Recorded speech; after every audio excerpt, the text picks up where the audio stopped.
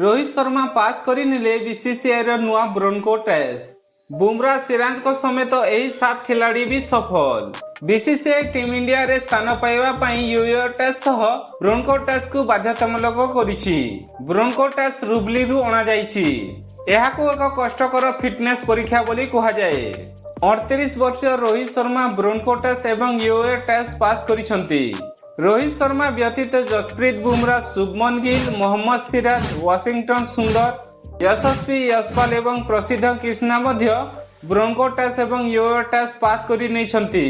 तीव्रता एवं खिलाड़ी सहनशीलता, स्टेमिना एवं रिकवरी को चैलेंज करिवार क्षमता पाई जनाशुना bronco test. Bronco test cricket जगत रे नूतन।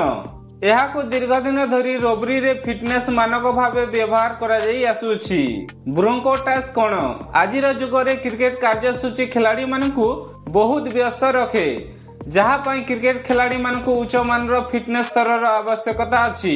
एहाको ध्यान रे रखी ब्रोंको टेस्ट रो डिजाइन करा जाईछि, जहा आधुनिक क्रिकेट रो शारीरिक चाहिदा को प्रतिफलित करे। एही परीक्षा रे 0 मीटर, 20 मीटर एवं 40 एवं 60 मीटर व्यवधान 4टी कोण रखा जाइछि।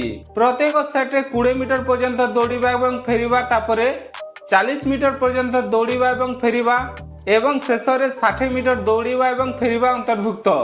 खिलाड़ी मानकु एहार 5टी सेट पूर्ण करिबाकू पड़िबो। एपरि परिस्थिति रे दौड़ मोट 1200 मीटर। एथिरे कोनोसी प्रकार विश्राम व्यवधान नहीं।